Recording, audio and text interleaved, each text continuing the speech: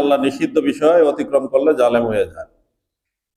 আর যারা জালেমের কারণে পৃথিবীতে অন্যায়, পৃথিবীতে গজব নেমে আসে। পৃথিবীতে বন্যা, টর্নেডো, সাইক্লোন, ঘূর্ণিঝড় এবং বিভিন্ন মহামারী নেমে আসার অন্যতম কারণে পৃথিবীতে যখন জালেমের সংখ্যা বেড়ে যায়, জুলুম যখন বেড়ে যায়। জুলুম খালি শেখ হাসিনা সরকারই করে নাই, জুলুম আমরা আমাদের নিজেদের উপরও করি।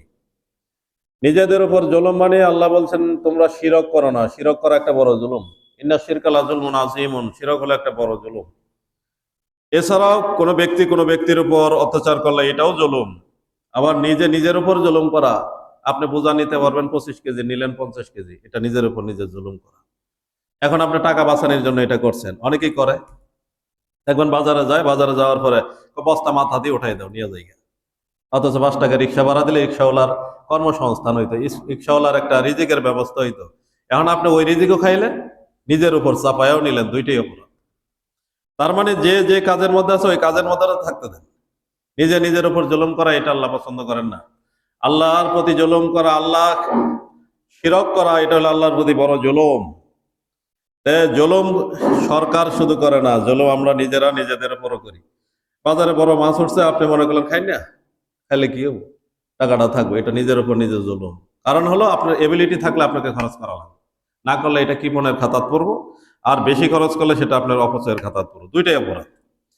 অতএব তাহলে দেখা যাবে নিজের উপর জুলুমের কিছু ক্যাটাগরি আছে। ক্যাটাগরি হলো এটাই যে আপনি 30-25 কেজির বস্তা 50 কেজি কিনে নিজেই মাথাত করে নিয়ে গেলেন, এটা একটা জুলুম।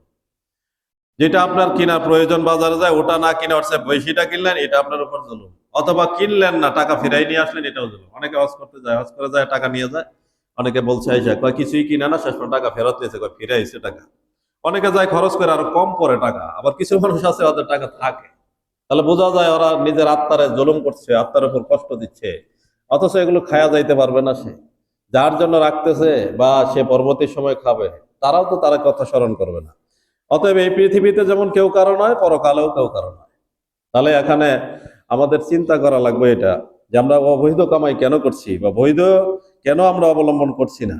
যার জন্য করছি সে তো স্মরণ করবে না, আমরা আমার দাদার কথা স্মরণ করি, মনেই নেই। অথবা তার আগে যারা ছিল ওদের কথাও মনে নেই। এই মসজিদ যারা করে গেছে এদের কথাও তো মনে নেই। এইভাবে যাইতেছে। তাহলে কেউ কারো কথা যেহেতু মনে রাখে না, তাহলে অবৈধ পন্থা অবলম্বন করে কিছু রেখে যাওয়া তাদের জন্য এটা বোকামি ছাড়া আর কিছু না। অবৈধ কোনোভাবেই রেখে যাওয়া যাবে না। অবৈধ রাখলে পরে এটা নিজের উপর নিজে জুলুম, এবং পরকালে তার শাস্তির ব্যবস্থা আছে। এখন কোন কোন ক্ষেত্রে অবৈধ, এই বিষয়গুলো নিয়ে আমরা কথা বলছিলাম। ইবাদত কবুলের পূর্ব শর্তই হলো বৈধতা লাগবে, অর্থাৎ হালাল জিনিস গ্রহণ করা ছাড়া তার ইবাদত কবুল হয় না।